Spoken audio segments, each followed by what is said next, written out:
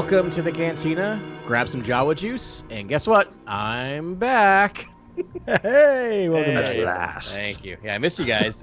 Great podcast last week, by the way.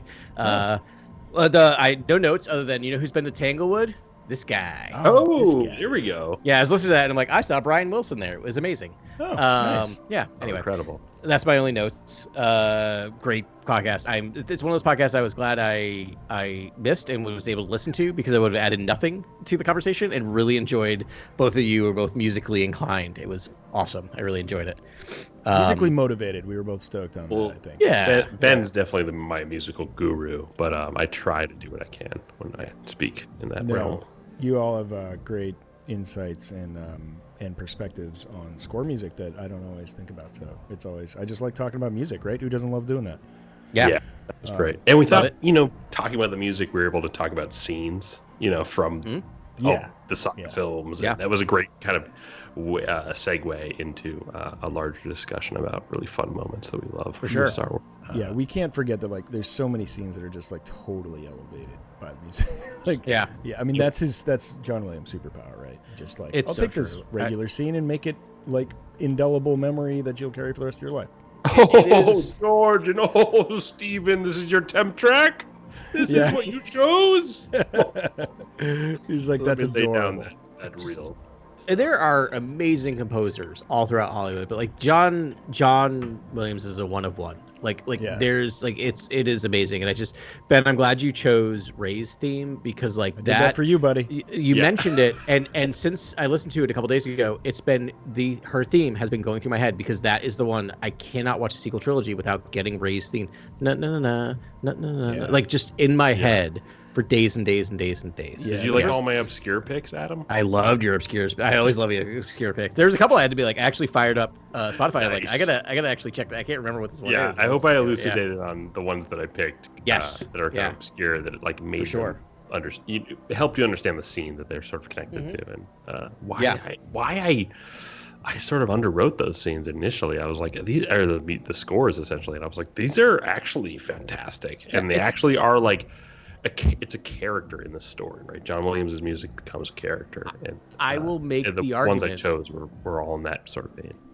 It's why no scene is forgettable in Star Wars. I don't think there's a forgettable scene in Star Wars, and I think part of in any of the 9 movies, I think part of that is because of the music. There's always something happening with the music that makes it memorable, even if the scene itself is not the most important scene. Yeah, that's so funny. Just talking about that, I was just thinking Ray's theme, when I think of Force Awakens, I get the tingles of anticipation of a new series happening, and that always comes back and makes me happy. And that definitely is kicked off when I hear the Ray theme. Yep, you hear the theme. I can picture her sliding down the dune, and that's to me is just anticipation. Yeah, but it's weird. But the prequel trilogy, the iconic moment I have is Obi-Wan and Qui-Gon sort of on their covert mission through that space, the Trade Federation ship. Yeah. It's got a great name. What are those things called? Gigantor. Oh, the droid command ship. The droid command ship. But they have a title. It's somewhat awesome. Anyways, through that ship and I don't know for some reason but there's not a ton of music in there. There's nothing really iconic that happens until you start going to Oto Gunga and stuff. Gets a really memorable scene in there. Yeah. Anyways, totally. I digress. We did a whole pod on it last week. Documentary, honestly. I still think about the documentary, and I would like to revisit that every year. Before we started, the record. Oh, yeah. It's amazing. What we do annually, and that's definitely that documentary's going in there. Yeah. What's up for this week, guys? Yeah, so this week we're going to talk about some comics. We're going to talk about the Battle of Jakku in the first part of that series, the Insurgency Rising. But before that, we got some news? Question mark? I mean, the first one's definitely news. We harvest what we can, all right? Yeah. Some are news, some is wild speculation. Yeah. But in terms of news, the one thing that's definitely confirmed, or a couple things that are definitely confirmed, but the first one is that Visions is coming back for season 3 next year. Yeah, love it. Couldn't be happier. Yeah, I just am so excited. Visions is much like Andor, where I feel like it's unanimously adored. I really do. I think people just if you dig Star Wars and you kind of want to watch a lot of tangential, stories, Visions is a really fun ride, and I think we all have gushed about it, and we love picking our favorites of when we watch it. Not that like any of them are better than the other. It's just like each one just grabs you in different ways, and it's fun. I love those conversations, so I can't wait for season 3. We have great conversations on that's the thing I think about. I love the show, and I love how we talk about the show afterwards. And that's not like a self brag, but I love comparing notes with you guys. I mean, like, this is my favorite, this is your favorite, and like we always have differing opinions about what our favorite was, and it's similar to like when we talk about anything. It makes me appreciate all 9 episodes. I was just thinking about, was the one in season 2 called The Pit? I can't remember if that was the name of it, but you remember the one? Yeah, like I remember showing that to like, that one blew me away to the point where I'm like, Carly, and I don't usually use them, like, Carly, you have to sit down and watch this, which she really appreciated. But I that's not me. I don't do that to people. Like, I don't force my media on others. But I'm like, no, Carly, sit down. We're watching this. Like, oh, that's cool. You have to see this. Yeah. Yeah. I mean, do you think like part of the popularity of those is that the stakes are so low? They're just like, this doesn't really count. It's I not just canon. feel like Elseworld sort of stories where it's like anything can happen, and when anything can happen in a Star Wars, it's really special. Yeah. I mean, I think there's a deeper message there for future story creators for Star Wars. I think so, and I love, like, to a person who loves the building of lore, who before joining this podcast and putting her daughter to bed, talked about the lore surrounding Bluey.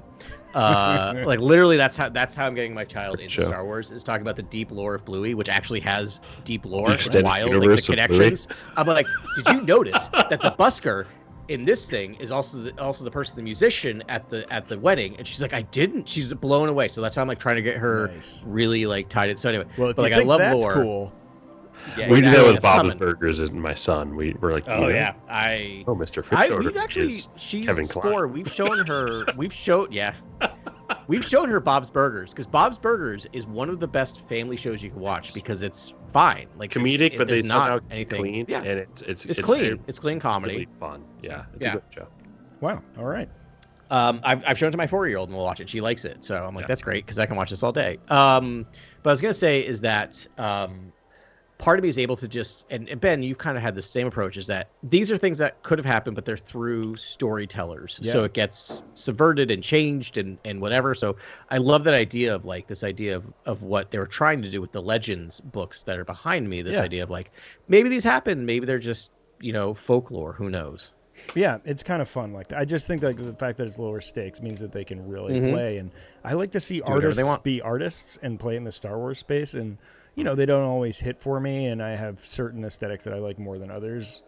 But there's always, 3 or 4 out of the 9 that I'm like, oh yeah. Or at least 2 bangers that I'm like, this is my Star Wars, which is like, I mean, listen, we all have our own tastes, right? But like my favorite type of Star Wars, and I'm getting a phenomenal story in that vibe that I'm looking for exactly. And I love that. Yeah, there's not many places where you can hear David Harbour voice a Jedi Master. Other than Visions. So like a lot of the voice acting is really cool. Yeah. Right on, man. So that was the biggest news of this week, I think. The other thing, which I don't know if it was out yet, I'm thinking it's not, because I feel like I would have geeked out over this, but they announced the directors for each of the 8 episodes of Skeleton Crew. Let's talk about this. This was a great list, and to see David Lowery get 2 episodes, so exciting. One of my favorite sort of directors of these days. Yeah, they announced some of these before, and I don't think David Lowery was on the list. Maybe but like this sort is of a surprise to see him there. I didn't even know he was involved. Honestly, weirdest, wildest directors. They have applied for an Amblin like movie. Like I'm already excited about the show because I have no expectations about the show other than like take me for a ride. And now that you put these directors in there, I'm like, yep. Yeah, like, this is going to be amazing. This is not who I think. I mean, so we know like John Watts was like the first name attached to this, right? So he's doing the first episode and the last episode. Grant mentioned he's like a technical sort of showrunner in the Disney Plus space, which operates a little differently. And he does this. He did the Spider-Man. He pitched the show, right? He was like, what would it be like for kids? Did he write the show? Do we know who wrote? Well, he was. I I'm sure he wrote the show. I think he wrote. Sure, I think he definitely co-wrote the show. or Yeah, definitely. But he pitched did initially. this, The idea was, what if kids had the imagination of audiences who saw Star Wars in 1977, sort of like were awakened to Star Wars and what it is, and what if kids got to go through that experience in the galaxy far, far away. Yeah, which you know how you get kids involved with Star Wars? Give them kids to follow through Star Wars. Like right? it's kind of like it's insidious it's cool in its brilliance. I really like this. Yeah, this will be fun. But John Watts he did the last two Spider-Man movies, All three, right? I believe. All three, yes. Yeah, and those movies, for what you say, they're really good at being a teenager. Those movies are really good at of like focusing in on what's like to be a teenager. That's the thing I love about it, is like I love about the movies. Capture the teenage angst and it feels almost John Hughesian, but almost a little bit more modern with internet sort of commentary and sort of social media commentary and just fast-paced living commentary, which kids are sort of inundated with, which is there's so much thrown at them, and I feel like he just really knows how to write from a younger person's point of view, and I think he does it better than most, honestly. And so I think we're in good hands for this sort of Goonies story, because we're gonna get it, from John Watts, and who better, right? Right. And so then the writer was the directors too. I'm like, all these directors definitely will do well in this space, They all write sort of 4-quadrant stuff and family adventures. These directors are wild. They got heavy hitters for this thing. David Lowery's the one that stands out to me as being maybe a little bit more auteur. Yeah. I mean, yeah. So he did The Green Knight, and I know I geek out about this to all my friends, but I don't know if I've done it on this pod yet. But The Green Knight is one of my favorite movies of all time. Like, it was the one that just hit me at the exact right mood where I wanted I'll argue it's a Christmas movie right now, but it's all right. Okay. All right. Now you're selling me on watching it this Christmas. I'll argue it's a 420 movie all day. It's just like, that too. Yeah, that too. But if you want a slow, beautiful experience that's just like gorgeous and takes its time and like amazing score, amazing visuals the whole time, like, and it's just like a real Arthurian tale is weird. Like, I forgot. Like, I grew up on these things. My dad read them to me, but I didn't really understand how weird they were. I think. And the further you go back, right, we go beyond Arthur. You go to his dad. You go to Uther Pendragon. Like, those tales are just out of control. Wild. Like, they're just insane. They're written actually in like the Middle Ages, so it's like they're wild. Can I talk about David Lowery too? Is like so he's been on a couple podcasts I listen to. If you hear him talk, super down to earth, like a super funny normal he goes guy. on, I think, Blank Check regularly. Yeah, Blank. That's what I was going to refer. Is like, she's always a Blank Check, and he seems like super funny and whatever. He also did Pete's Dragon, which I always forget, which is like nice. That's true. Not the best, but if you watch that movie, it's very similar to Green Knight. Of like, they gave this guy the ability to remake a movie, and it is as trippy in a lot of ways, and as blankety comforty as the Green Knight. And I feel like Lowery, I always argue, is like, I agree it's a 420 movie, but as someone who doesn't necessarily indulge ways watching the movies, I feel like it makes me feel like I've indulged. Yeah, does that make sense? Exactly. Like it gets me high. Both should be true. That's very popular. That sort of I feel like is informed from that stuff, but nonetheless, it's sort of under the radar.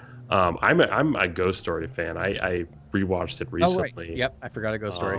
And it just like, and to learn about the budget being as low as it was, and to see what that movie is just inspiring. It's truly incredible sort of story, and another sort of musical story, another sort of a musician character at the center of it. That's sort of just like hidden under the details of the movie, and I feel like for musicians it must hit incredibly hard, and it's a really beautiful movie, and I just think David is incredibly gifted. But Green Knight is standout, incredible. I saw that in theaters. I loved it. It was so great in theaters. Like, just to hear the Green Knight, itself speak in theaters was great. Yeah. Oh my gosh, I can't imagine that in a theater. I'm so excited to see what they do. Like, they're all very dreamlike directors, because you also have the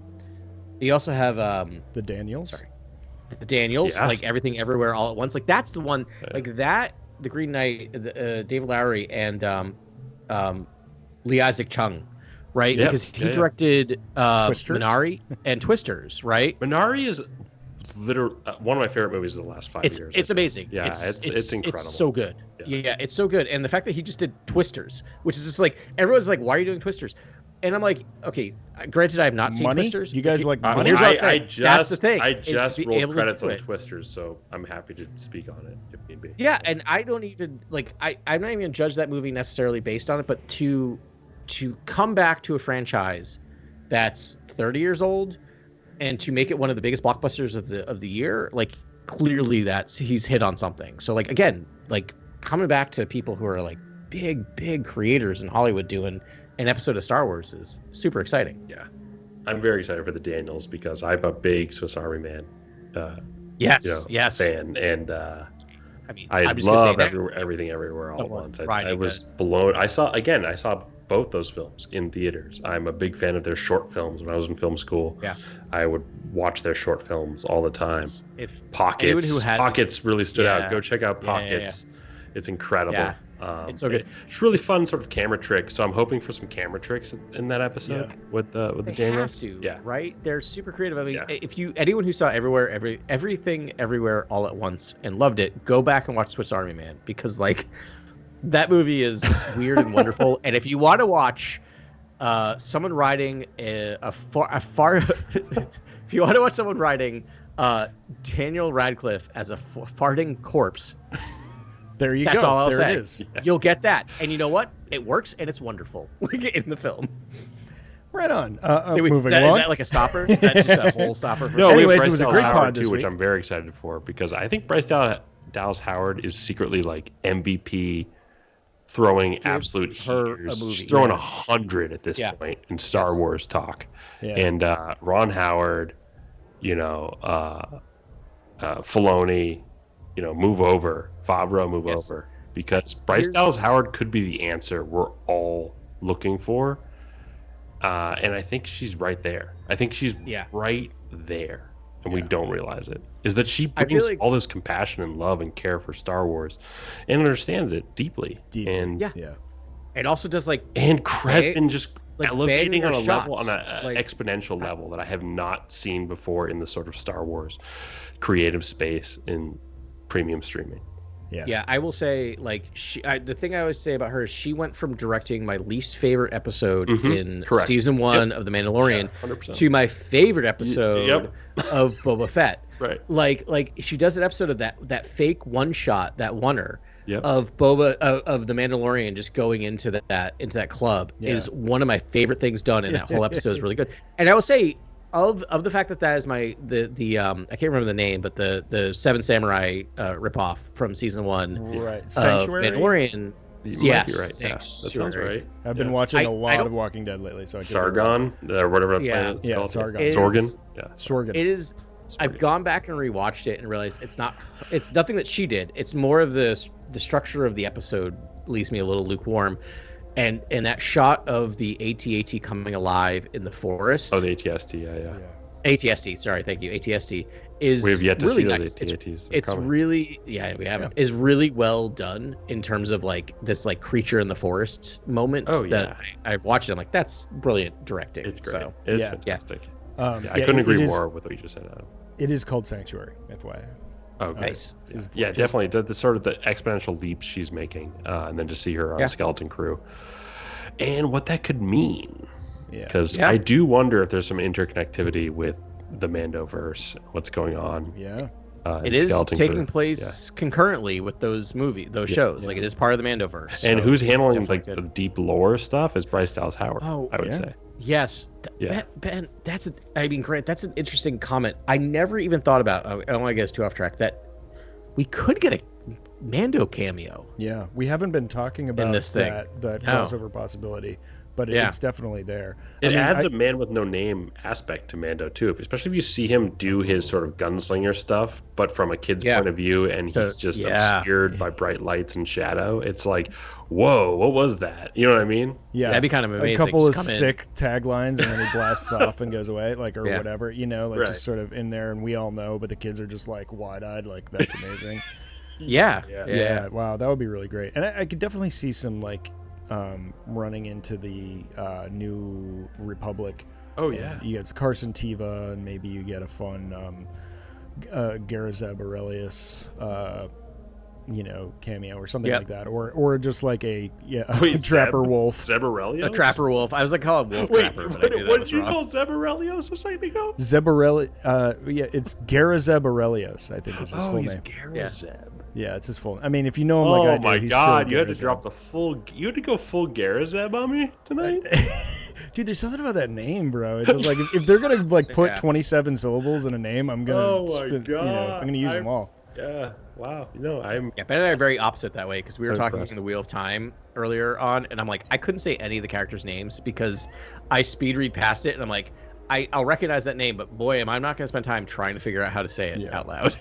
I like words. Sometimes I just like saying words because I'm still I a love child. like etymology and But that's a sign of an intelligent reader, I've heard.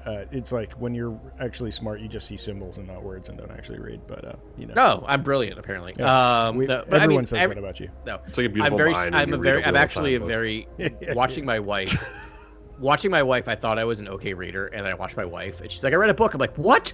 How'd you read a book?" Like, I've read 100 pages. How'd you read 400 pages? So I think she does that. I stop and look for a highlighter for 30 minutes, then get back to the book. So I'm like, I can't find it. I'm gonna go.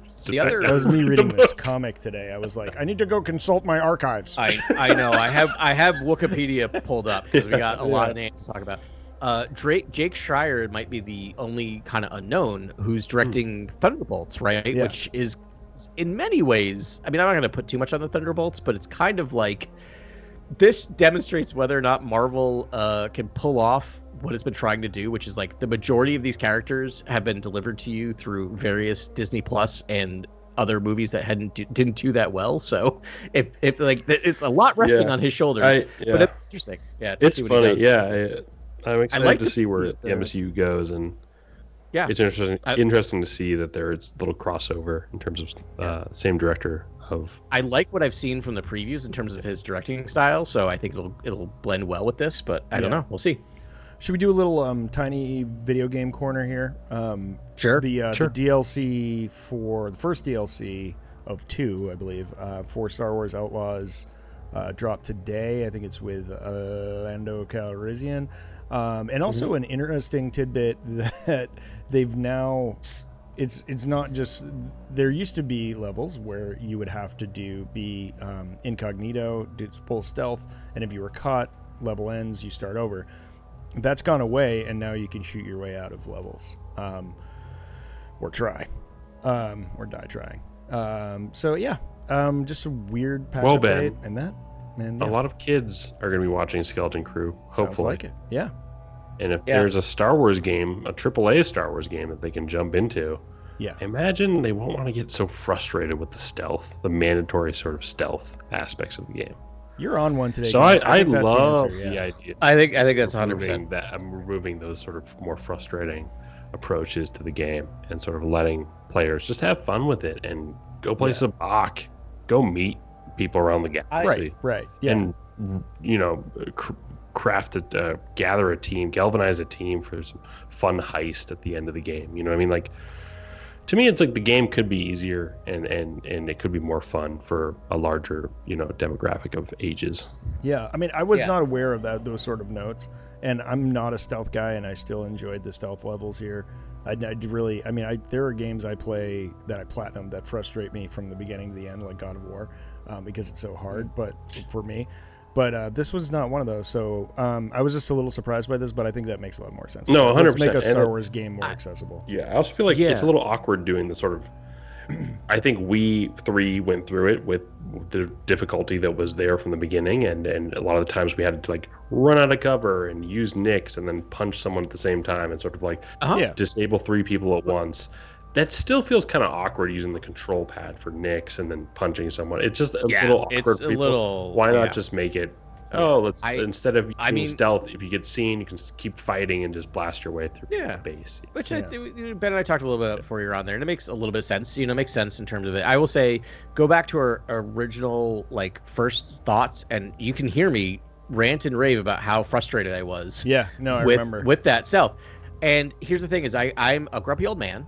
And so when they told us that we're changing this, I'm like, boo, no. And then I realized after hearing you talk, Grant, I'm like, you know what? that doesn't take away my experience. Changing it now doesn't take away my experience. I went through that and feel like I earned it and enjoyed it and learned something. And now we're making it accessible to everyone else because the first wave of the game are for like general serious gamers, and then open it up for everyone else who doesn't. And I'm like, you know what? The more the merrier. Welcome on. I did my thing. You know what? And when if I ever replay through the game again, I think I'm going to love the fact that I don't need to redo all those stealth missions again, as frustrating as they were. Yeah. I enjoyed learning it and figuring it out, but it's okay that it's gone. Yeah, and if they ever do a new game plus or something, like it might be. I mean, it is true that they there's a bell curve. It's like really steep at like difficulty at the beginning, and then it gets so much easier towards the end because obviously you grind and you upgrade, but there's a lot less of those like stealth only missions as you progress through. Yeah. Or do you want to get into the weird zone? Oh wait, sure. I was gonna say the name of the name of the pack, if you want to know, is called Wild Card, which I downloaded and installed, but I still don't know how to access. Oh, Wild Card! I love that. Wild Card is the name of that. Yeah, you might need to restart the game or something. That's the plan. Yeah, I can't get back to my PSP. Let's see. Do you want to go into? Yeah, let's go into. Want to go into Weird World? So let's do it. We don't usually talk about these. There's two stories that are just rumors, but like I don't know. I just feel like talking about them today. One which I just found out about was there is a lot of talk on the internet about Superman actor Henry Cavill possibly being in Wait, I tried to veto this article. I tried to veto this article before we went All right, live. it is known now. We don't have to talk about it much, but yeah. That's just a thing that's happening in the world, and Dude, I'm Henry acknowledging Cavill it right now. is a deep nerd and is welcome in any nerd franchise, as far as I'm concerned. I love him, but when he's not playing Superman. Yeah. I mean, who doesn't want to be a Jedi? I think he'd be a cool one. He'd be a good like Elzar Mann, actually. Oh, I like that casting. Yeah. I don't know what they would have him in there for, but he could. I mean, I want Henry Cavill to be a Bothan. Rest my case. You'd be like, "Congratulations, you're a Bothan." I was just like looking over the. I need slow horses, but Bothans. Can I get that? Can someone make that for me? I love that. I love that. I'm here for that. I was looking through the like cast list on the Lucas actual like a real website, lucasfilm.com. And I saw Nick Frost is voicing SM-33, like one of the droids. Yep. I love Nick Frost. That's so great that he gets to be in a Star Wars. I think Simon Pegg lords over him. I can't wait because I haven't heard much like in the trailers. Like there hasn't much teeth. No, but I saw that for the droid because I saw him. I knew that a while ago because I saw him listed in the cast, and I love the Cornetto trilogy and space and all that stuff, and that's right in my wheelhouse. But like, part of me loves. Favorite one of that trilogy. Of the right. Okay, this is going to be such the movie nerd's answer. No. There's three choices here, and they're all good, but just I need to hear reasoning afterwards. Go ahead. All right. Do you want to go, Ben? I feel like mine's going to be kind of film nerdy. I mean, that's why we're here. I mean, I don't know. I think if I'm thinking of the trilogy you're thinking of, I was going to say Hot Fuzz. Is that one of them? Yeah. Yep. Okay. Yeah. I think it's just because I have a... They're all amazing. And, I was one, but I'm with you, Ben. I was another one in the three, but I'm now Hot Fuzz after a rewatch. Okay. Yeah, because I love that genre of film. I think it's the editing, honestly. The editing it's making fun of itself and the genre. Yeah, I think Edgar Wright hit a comedic tone in Hot Fuzz. Right. I think it's the funniest one. It's almost like editing 100% is funny, basically. Yeah. Like everything about the editing. So here's my honest answer. This is going to be hilarious. So I know what originally, no, I don't think you do. I know what this is going to be. So originally it was Shaun of the Dead because I love zombie movies, and so I was like, this is great. I love it. It's Tavern at the End of the World. It's one of my things. It's at the end of the world. So then it was World's End at the World's End. At the World's End. Sorry, there's a bar in Somerville called Tavern at the End of the World. Because that movie gets better and better with every watch. Yeah. But I felt like I kept watching. I'm like, I like this because it's challenging, but like, is that why I like it, or is it good? So you know what my favorite is? Same Hot as Fuzz. us. Yeah, it's the best one. Timothy Dalton? The best one. Are you kidding me? It is so good. It is nearly perfect, and it's just like I also love Like the thing I love at World's End is how they change around Nick Frost and Simon Pegg's characters, which is they make Nick Frost kind of a straight man and Simon Pegg kind of the wild card in that thing. So I like how they subvert that and change that.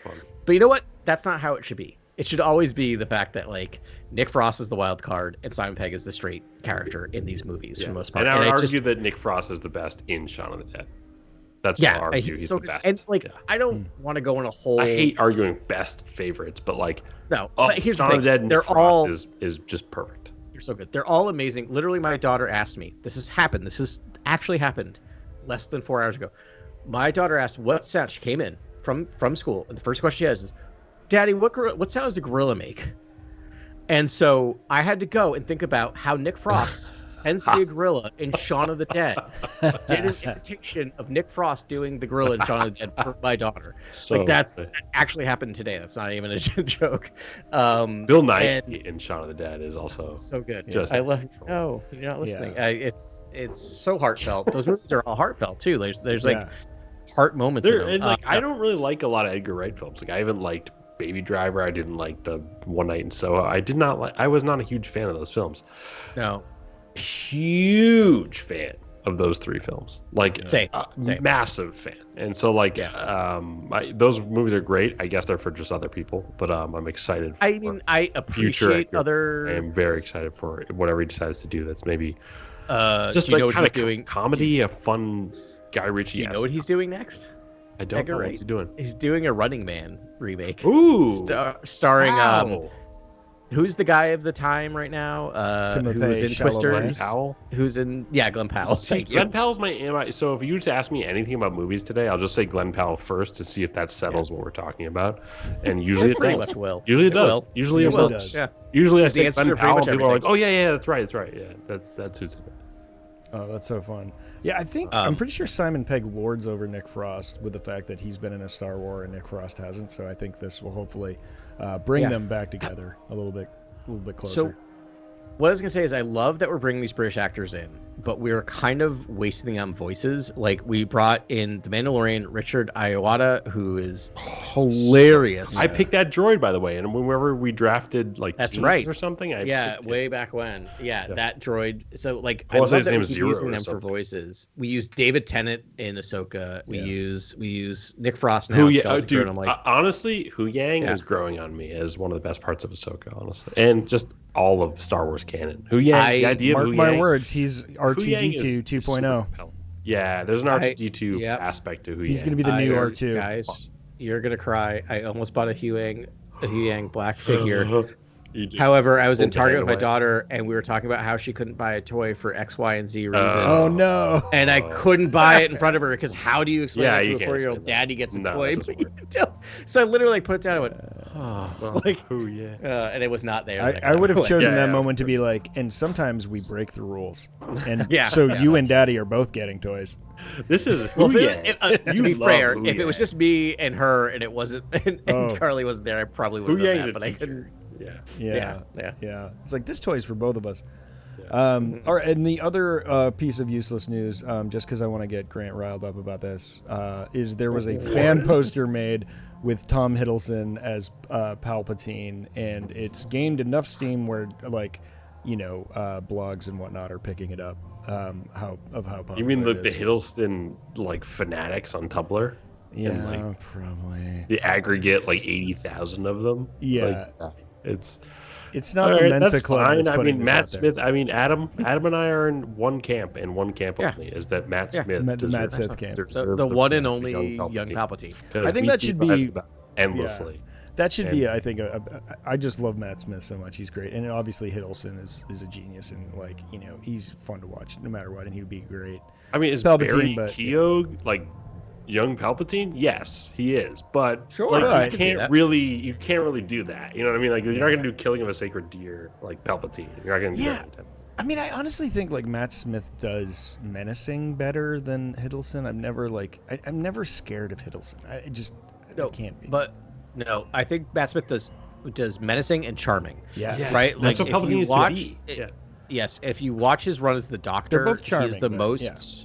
Yeah, if you watch Doctor Who, if you watch his run as the Doctor, it's one of the best because he's just because the Doctor's always like weird and out there, and like, can we trust him? Can we not? Like, you just kind of whatever. And he like embodied that of like, I like this guy, but he also might just sacrifice us all. Like we just don't know where his morals are at, which I kind of appreciate. And like Barry Keoghan, I like a lot, but he does menacing much better than I would say charming. Yeah, like, I don't find him charming. Menacing, charming. Find him like, off-putting in a good way. Right. Yeah.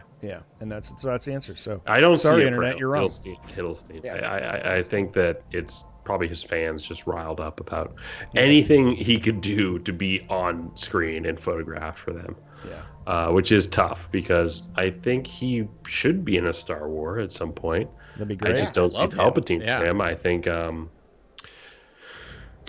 I would love to see him as a New Republic guy, honestly. Like, I would love to see him as sort of like a higher up in the New Republic. Yeah, that'd be awesome. And sort of like, oh yeah, this is what we do. And he's more of like, he's just more of a sort of gentleman, and he's just trying to support the bureaucracy and the decision making in sort of the military or something. Like, I could see that. That would make those scenes much because more I really thought John Cleese deserved to be in a Star Wars for a long time. Oh my gosh, I love that. I was like, the fact that John Cleese hasn't been in Star Wars at this point is like a crime. That's such a good call. He would be Such a New Republic. Did you hear him on Conan O'Brien Needs a Friend? What? No. He was on Conan O'Brien Needs a Friend, John Cleese. It was one of the most wonderful interviews. It was like a couple weeks ago. So good. Speaking of podcasts, as also news, because Grant and I kind of post back, I just want to give everyone an update. Leslie Headland was on Blank Check. Yes. I listened to all of it. Yeah. However, and my favorite movie ever, Mulholland Drive. I mean, this is a movie like I watched this movie and was like, I want to go to film school. I love film. Like, it's such a great. That's the movie that really turned it on. Yeah. Besides, it's so. Yeah, and they do a really good job in that episode, which is almost 4 hours long, of breaking down that movie. I just want to make everyone know who wants to watch it is she recorded it before even the release of Acolyte. No so kidding. There's no Acolyte talk because they were recording this season well in advance of any of this. So she kind of makes a couple of hints at talking about fan bases and stuff. But don't expect That's to funny listen to because that the way that I heard certain remarks that were like subtextually alluding to the idea that she's doing a Star Wars, to me felt like they were post the Acolyte or during the Acolyte essentially. Yeah, but no, they banked a ton of these episodes as I've been That's watching. interesting. That's new. That's new information to me. That's fascinating. Yeah, it was before it was even released. Yeah, I think they released. I think because she was talking about stuff that she was going to premiere in October, if that puts it into. On Broadway. So yeah, for me, I am hoping for answers about why we don't move forward with Leslie and doing something, another season or a movie, because I feel like if someone's going to do the Darth Bane trilogy, or we're going to go back and do the Golden Age of the Sith, like we've talked about on this podcast numerous times, Leslie Headland's like top of my list for someone to explore the Sith from their very roots. Like, I think she's got it. She's got it. Yeah, I think she's a great creator. I think, and again, my limited knowledge of the film industry, I think like a more like polished like showrunner, it's something to just like get the look a little bit right. It was the look that really pulled me out of it, but I love her ideas. You're going on the negatory right now? No. Listen, nothing's perfect. You don't like seeing a long beam or like a vector? Like, oh yeah, I'd love to see all that. I'm just saying, as far as Leslie goes, I think the Acolyte didn't work out. Whatever, I enjoyed it, didn't work out. But I think like to sort of polish it up and give her a second chance, I think you just pair her. Like, I think it's fixable. You just pair her with like a couple, maybe a little more experienced like filmmakers. You give her a feature and throw. I think she doesn't need anyone around her. I think she needs less input. Honestly, I agree. Let her cook. Just let her cook. Okay. Yeah. That's kind of where I'm at. Yeah. We'll agree to disagree, but more money, more money and less input. I'll be wild. Right. I'll speak against the masses of trolls and goblins on the internet, and I'll say more money and less input for her. Yeah. Because what I saw was actually a proof of concept that she can do Sith in a big bad way. What was the input you think she was getting? Just like the studio was up her butt? Like in Acolyte? No, I don't think this. I mean, I think there's cordial and wonderful relationships between everyone that she was involved. But you're part of a larger machine. It's more that there's a finite amount of time essentially that you're given, and in that time, you either have to understand that there's not a lot of time. This is a new era. This is like the prequel trilogy, essentially. You're setting up a new era of the timeline. Yeah. And in that finite amount of time, maybe not all the most data savvy, choices were made to please as many people as possible to make the dollars that you need to make these people happy. Yeah. But I think in a first season, you're not going to be able to do that. Especially when you're establishing an era. You almost need a film to upstart a new era, or you almost need just a lot of buy-in to allow a season 2 immediately. Greenlight a season 2. A season 2 of Ahsoka. I don't understand how you do a season 2 of Ahsoka. Which technically hasn't been greenlit. Which is basically connecting this Mandoverse web that is going to lead to what? The First Order and Snoke. Where does the Mandoverse go at the end of the day? It's such a tiny Where time does it go? frame of the universe. You can't expand. Do I care about that? I don't think I really care about the First Order. Yeah, well, I think that's why Leslie was doing, because it felt like she was mining deep and dark caverns that hadn't been mined before. That's what I care about. And she took us just right to the precipice of like the coolest lore almost in the whole saga. Yeah, like Darth everything. Plagueis. We're like, what to the door. Do? What did that guy up to? She gets it. You introduce one of the most exciting new characters in Star Wars, which to me is the Stranger. And the other characters surrounding are really great too. But like the Stranger to me is like, how do you not? Just run with continue that person's story like that. That was like I'm like this was always going to be a dark side tale, right? It's it's going to center on the dark side, and it's like it's such fertile ground. I mean, I loved it week to week. Week to week. There's an avant-garde nature to the structure, right? Like, I don't think she knew that Chimere was going to generate this much interest. No, I think she thought the twins were going to be the substance of the entire season, and I think everyone fell in love with the Stranger and that idea of a seductor, of the dark side. And I think a seduction in the dark side is something that everyone's very interested in. I think Star Wars is just sitting there twiddling its thumbs and really doesn't understand that that's maybe its most lucrative way forward. Yeah, I mean, I loved it week to week. I'm looking forward to doing another rewatch in like January, maybe. I just need to give it some time to get away from it. And I'm curious to see like watching it as a whole, which is like how I'll ever always like rate anything, and rate in my own mind, meaning for like, do I want to watch it again? Like, you don't understand the experience until you've watched the 8 episodes within a couple of days, at least in my opinion. But we'll see how that. There's some, I mean, like to say all that, I'm praising Leslie Headland. There are some major issues in the show. I would just say that it's like there's a pacing issue, there's a motivation issue for certain Jedi characters. Like, there's such a rush to sort of comment and critique the Jedi in creative culture around Star Wars right now, that I think you almost have to first show a bona fide Jedi, and then you can sort of deconstruct that. And when you don't, Carrie-Anne Moss got a brief glimpse of that, but like you really need to show that Jedi there's something there that is the image that they all look at, right? And they're not just all seedy characters looking to take children and plot behind the Senate's back. Like, they're not those characters. They are heroes, and rogue elements like show a hero, and then you can deconstruct a hero. You can't deconstruct a hero from the offset. You almost need to show what Luke Skywalker was in the original trilogy, or show what Obi-Wan Kenobi was, and then be like, oh, but Obi-Wan Kenobi has some skeletons in the closet. What was the Clone Wars? You almost need to dig into a Jedi after you sort of set them up as a hero. And I think when you just rush to it and you think that's what people want, and that's the sort of savvy intellectual way to address Star Wars, I just harshly disagree. I think the two things that you said there are kind of connected, is that it should have been automatically greenlit for season 2, because my thought is like all that stuff was going to go away in season 2. Because season 2 is going to be completely focused on the dark side, right? And so I felt like that the showrunners, Leslie Headland, other people felt like, well, we have to tell a Jedi story. We have to tell it in 4 episodes. We have to make them seem flawed so we understand why we have people falling to the dark side. Yada yada yada. Quick.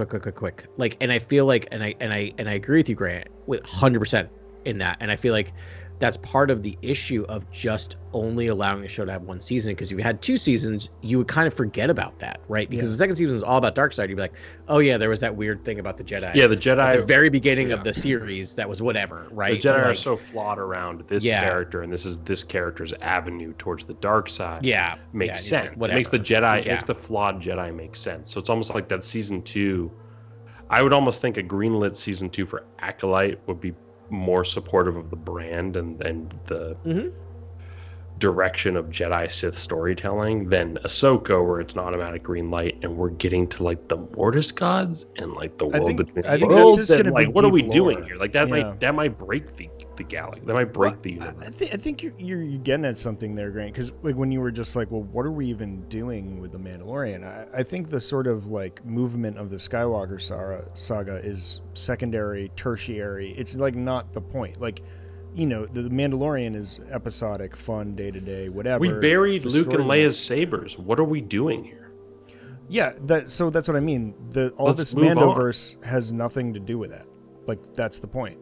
But like where they're going, it's like, well, they've got the, you know, the Mando, like the Mandalorian, you know, subtext. But it's like it's really just about like the day to day being a bounty hunter in space on that one. And I think it's almost like a shadow timeline. It's almost like, oh, let's do this Mandalore and explore Mandalorian history in a finite timeline where we know the First Order there's a resurgence of the First Order. Because it doesn't matter. It's not a Skywalker like, saga piece. It's not. That's not a thing. So they don't touch it. And so I think like Ahsoka is probably going to be.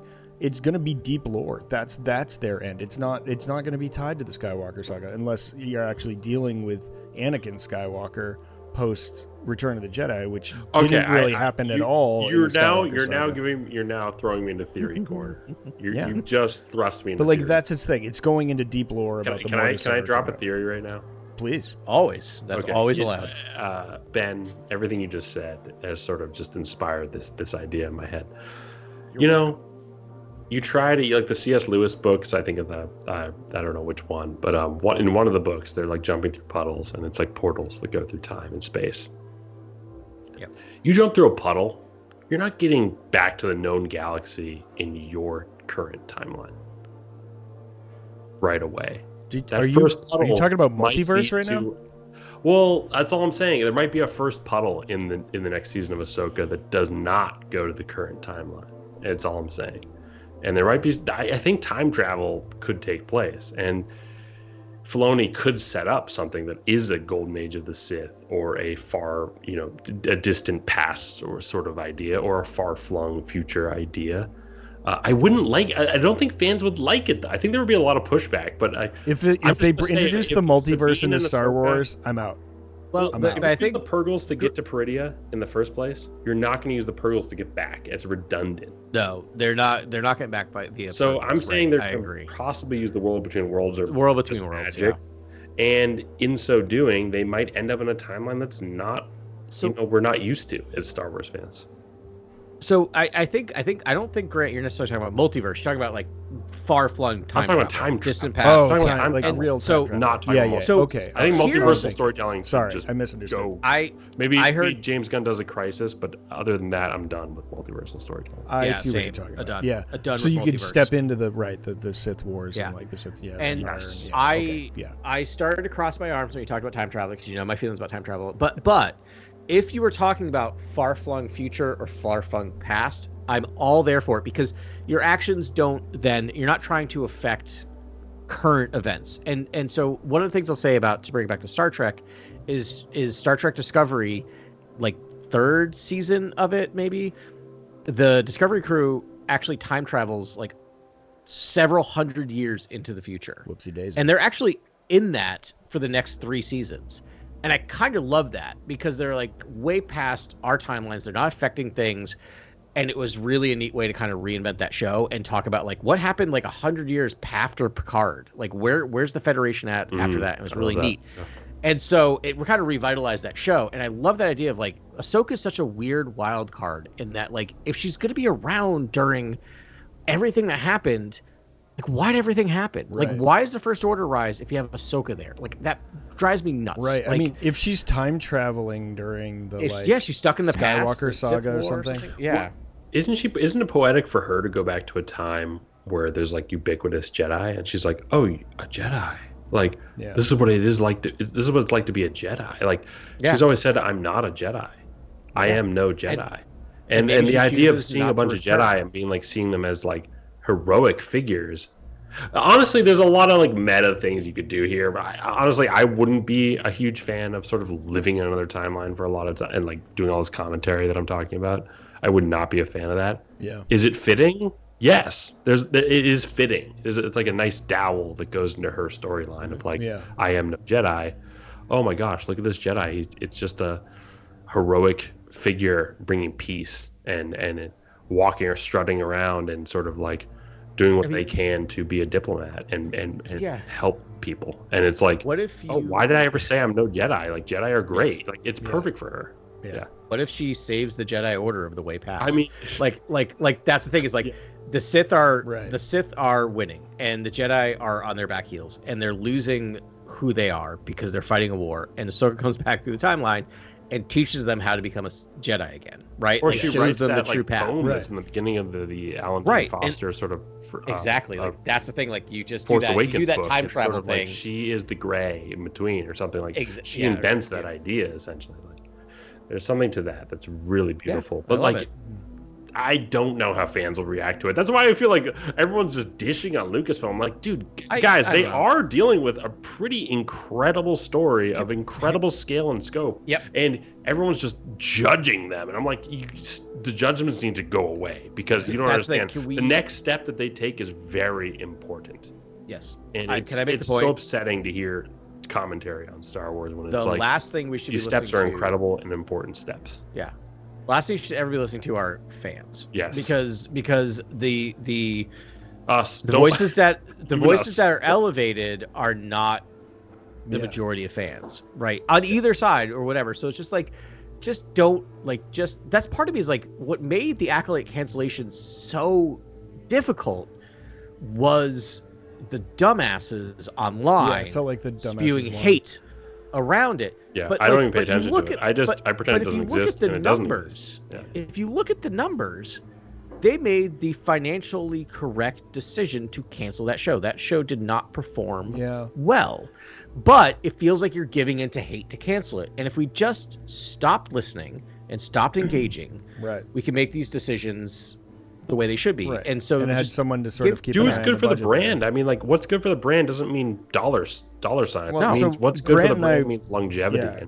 Grant and I were talking about this the other day. There's no one's ever said a bad word about Andor, but Andor also didn't do great as far as viewership. I mean, it's almost as in the same vein as Acolyte. The only thing that saved it is that it actually picked up viewers over the course of the show.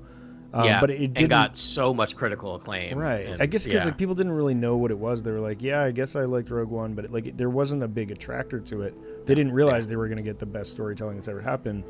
But I mean, it's kind of a flawless show. Like there's no one nitpicking on that show because it's amazing. I mean, there's some of that. Like that's almost the bar that like Skeleton Crew has to clear. It just has to be great. No. I don't hold it to that bar. I don't think it's be that high. It's a different thing.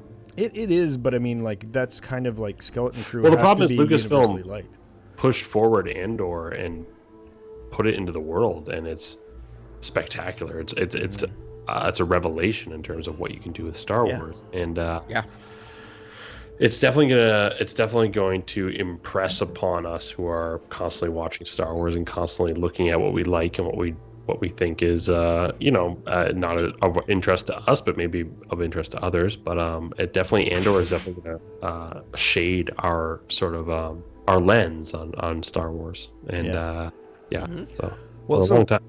So I had forgot about one piece of news, but it's very pertinent here. I bet you're going to talk about it.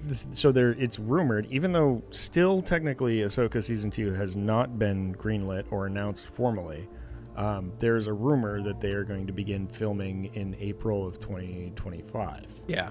Sort of like right when Rogue One finishes up, they're going to start going into that, which would probably, like people are guessing then that it would come out summer, fall 26, which would be like right around the time of that Filoni movie. So there could be some synergy there. There might not be this because that's perfect. Honestly, that's genius. That's absolute genius in terms of slating. because what happens there is you have a movie that's happening in the known galaxy, and then you have a show that's happening in Peridia, right? Yeah. Where it's on Peridia, sorry, where it's Shinhati and Ahsoka and Sabine and the Mortis, sort of structures we saw there, and the witches, whatever sort of Dathomiri magic is still there to explore, and a possible world between worlds, possible. We might go into the Mortis gods in live action, which would take an entire season, and I imagine, and I don't know what's left there to tell. Right. Could not care less. Yeah, I just don't think. I think it could all be just missed and ruined. I don't think we need to see any like deities appear. Honestly, just allude to it. But you could have a situation where in June, July, August of 2026, Ahsoka goes through this journey on Peridia, comes back, and then 4 to 6 months later, she immediately intersects with the Mandalorian to take out Thrawn in the movie that you could have a finale even of the Ahsoka season 2 that ties into the end of the Mando and Grogu film.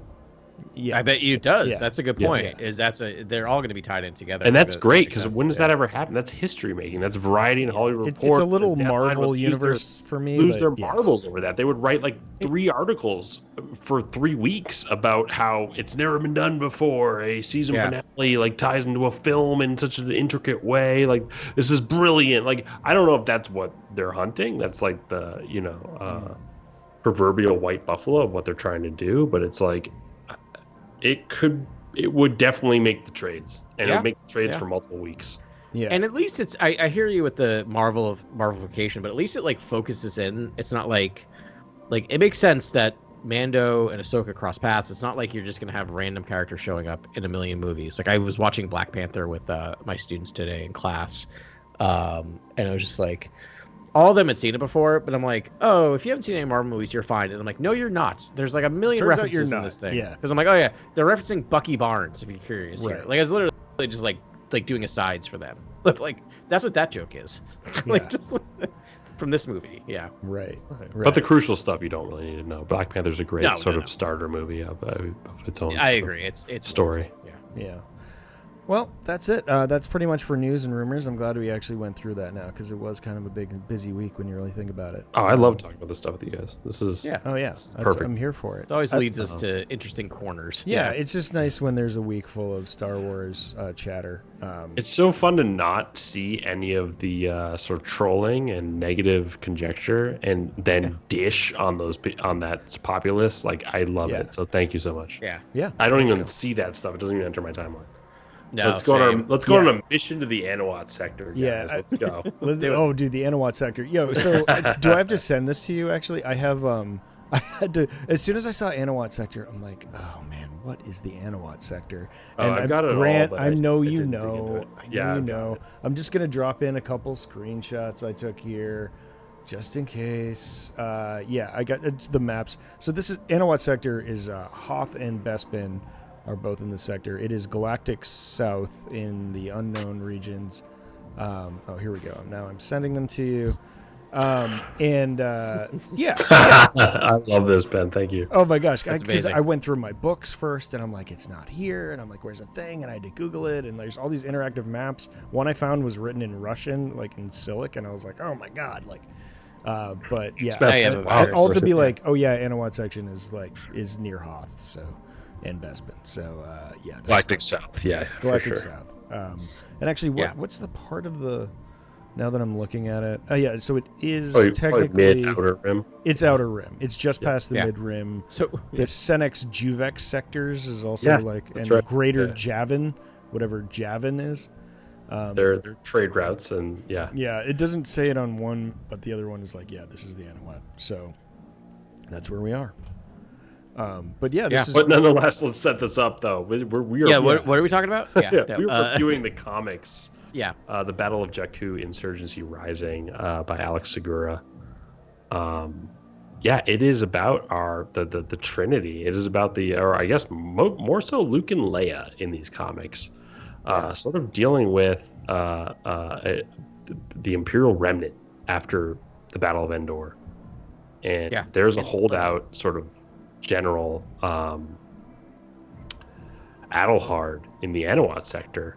And it's really fun to learn about this character, because I was like, is this Gallius Rex? When I first comics, I was like, is this Gallius Rex from the Aftermath novels? Is this the sort of last sort of imperial sort of admiral that's in charge of the remnant? And is this who Luke and Leia are going to fight after the final battle? And it's sort of like, yes, this is where we're starting. We're starting with this new character. It's not Gallius Rex. It's Adelhard. It's is he a Moff essentially? If he's in Grand he's a Grand Moff, as it were. So he's a maybe Moff the title of the he might have Anawat given sector, himself. essentially.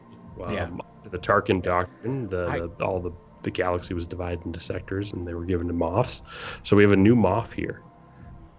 Yeah, and I want to say a couple things. So the comic series starts literally right after the end of Return of the Jedi. Like, it's literally the fire's still burning. Like, the fire's just still there. Yeah, it's after the wedding. The Darth Vader funeral funeral pyre. And aflame. And before, just to give you a side note of, like, I think this is really smart for them to do the story, is like, before the podcast, I was rereading issue 4, and I was sitting next to Carly, who's doing work, and she's like, did you finish what you need to read? I'm like, yeah. She's like, what were you reading? And I told her. She's like, oh, I think I want to read that. It's pretty cool. Like that, yeah. like, think about that. Like, my wife, who's not, like, does not deal with anything not TV or movie related with Star Wars. Like, when I sold her on, like, it starts like literally right after you have Leia looking at like Vader's skull, and she's like, or Vader's helmet. I'm like, she's like, I think I want to read that. And I'm like, yeah, I think you might. Like, it's really, honestly, I love the Leia. It's really stuff. fun. Like, the Leia stuff is awesome. Yeah. Luke and Leia are great in these issues.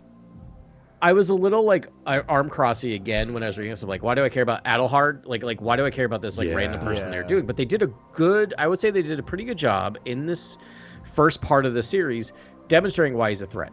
Like, I love the fact that he brought together the like some rogues, the spice pirates of Kajimi. Do we like that though? I'm gonna drop a hot take right now. I'm just not a fan of like leather jacketed smugglers and like Kajimi spice runners. Like, it's just not my vibe. Like, Rise of Skywalker, what's going on here? Bodysuits and T-visors. I'm just super good on like that. That's just not Star Wars to me. It's not. Like it's outside the McQuarrie sort of like vein. I agree. Let me reiterate. Let me rephrase. Is that I like that they're bringing in gangsters. All right. Do the gangsters I like? Not so much. But my point is that he demonstrates that he's a threat by, one, lying to everyone underneath him by telling that the Empire is still strong, that Vader and everyone else is still alive. I love that.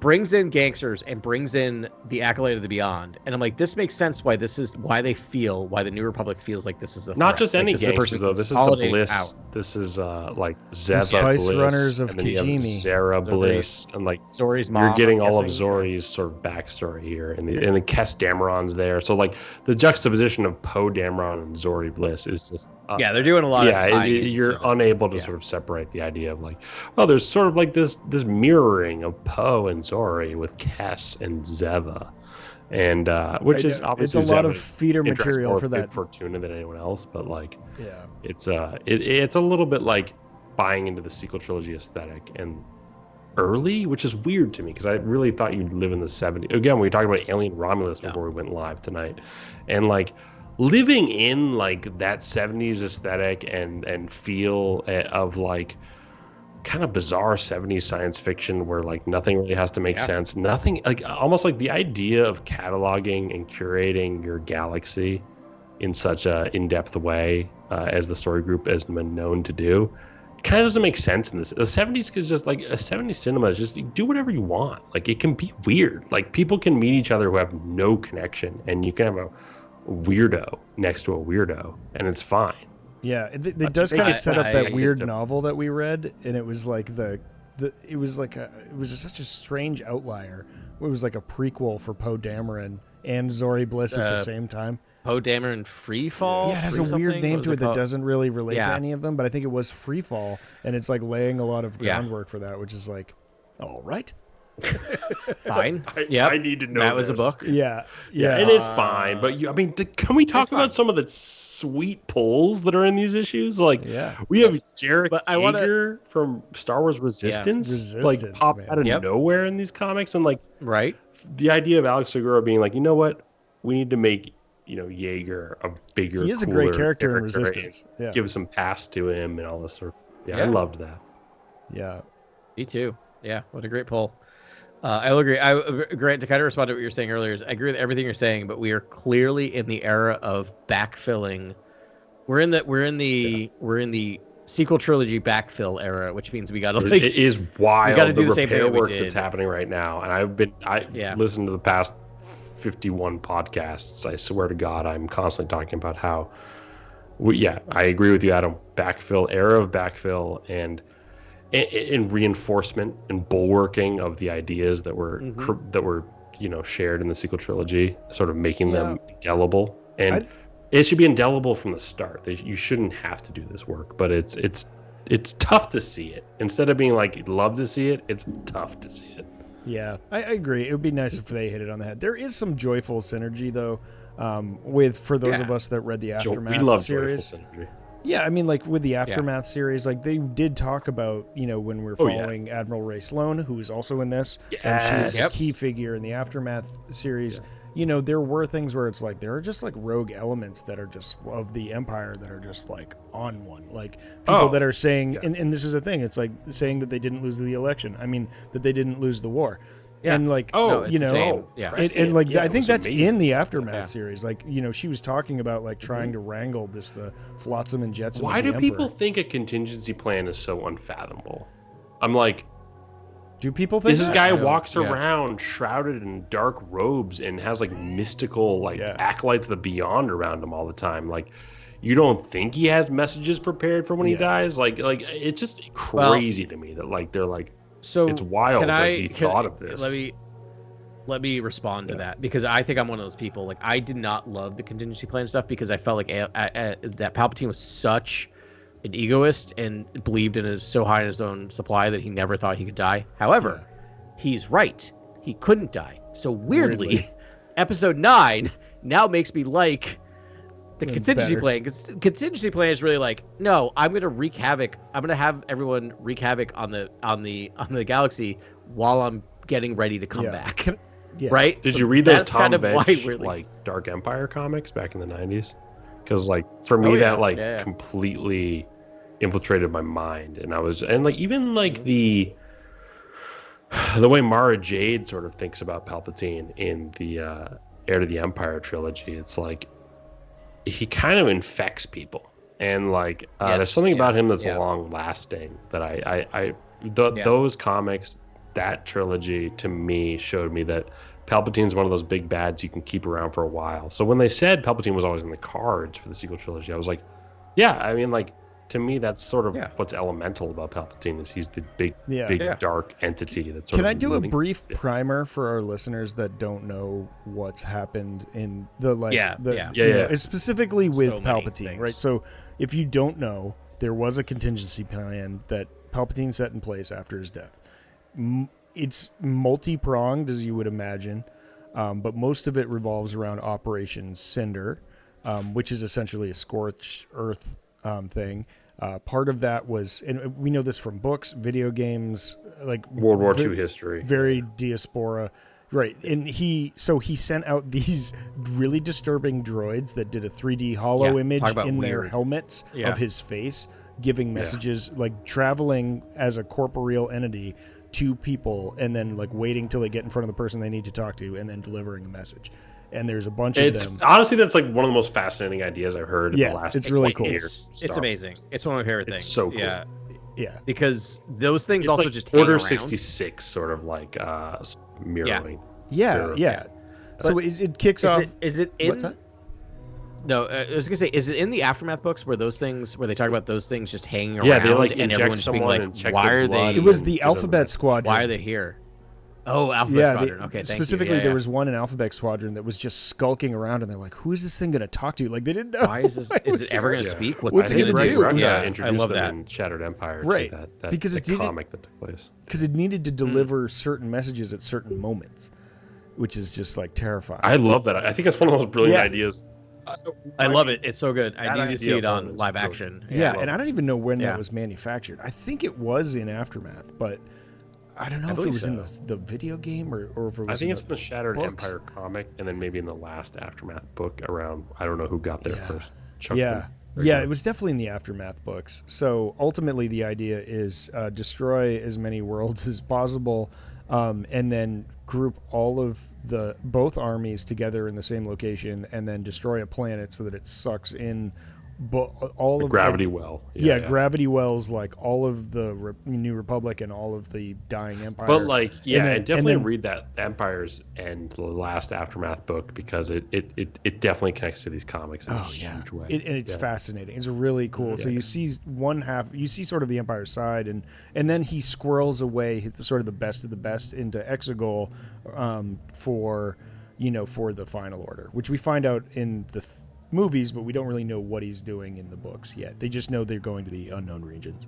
Yes. So that's the basics of like sort of what's going on through this time. And obviously, Jakku is the place that he wanted to destroy and clear, like draw everyone to and clear the boards. But but then you have like Masameda is the figurehead for the Remnant Empire, and he's the one dealing with the Senate. But he's being manipulated by a person named Gallius Rax, who we were excited by, that was introduced. Ooh, I think we do see him in these first 4 issues here. I do think Do we you see think there's him. a Rax sighting?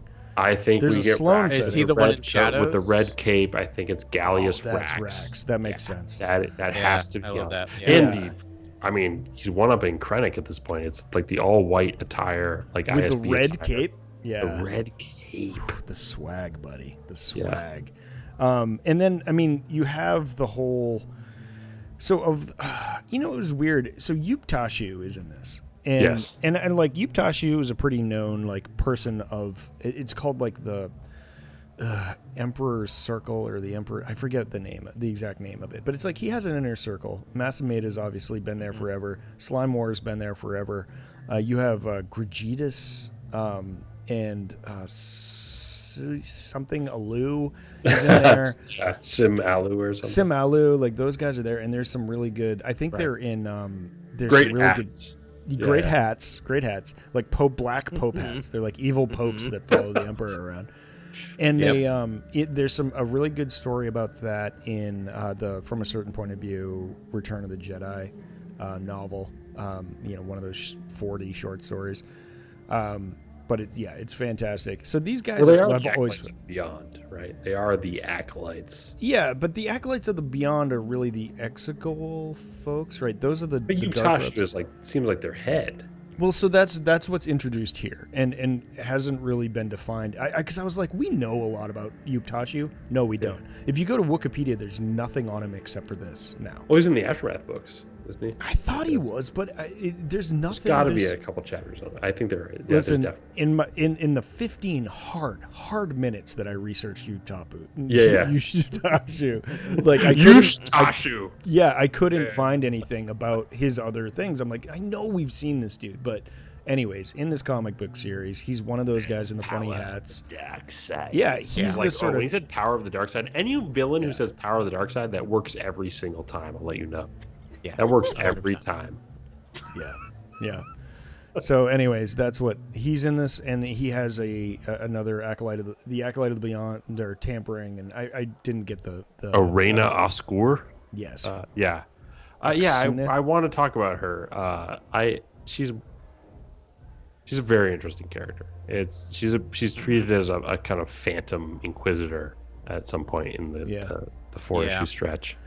And when it's revealed to be her, I really thought it was going to be someone else, because I think you see her on the bridge of the beginning of the 3rd issue, and you're like, it's not her. It's clearly someone else, and then it's her. Yeah. And then so okay, it's interesting. She wields the Inquisitor's blade. She kind of like doesn't she's force a wannabe, the blade back to herself at a certain point, and then Luke calls her an imposter, and it's like, does she not wield the Force? Like, she's not an Inquisitor proper at this point, which made me be like, I don't think she wields the Force. I think she's a wannabe Inquisitor at this point, because I feel like there could be like rogue Inquisitors at this stage, right? Like, couldn't there be a few rogue Inquisitors? Could be, it could be, or they just could be like Sly Moore that are so weak in the power of the Force that it's like it's kind of inconsequential. Especially but on the Jedi journey, Luke, isn't it important for Luke to sort of talk to a fallen Jedi?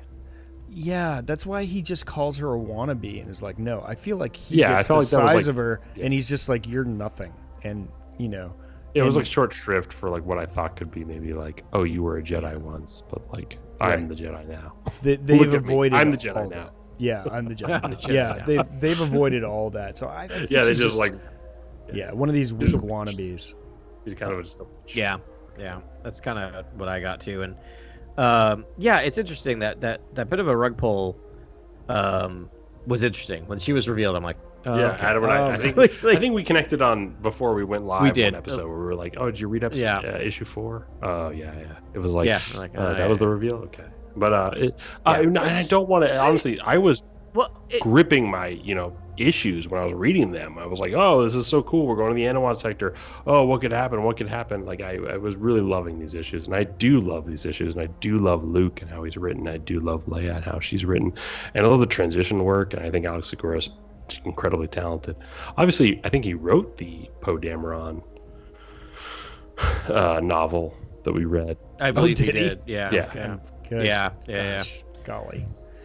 What's funny? So the third member of this cadre, in addition to Adelhard and Aksuni, is General Bragg, and I'm on Wikipedia right now, and they have him listed as a purge trooper, and that is interesting. So we were introduced to purge troopers in the video game Jedi Fallen Order.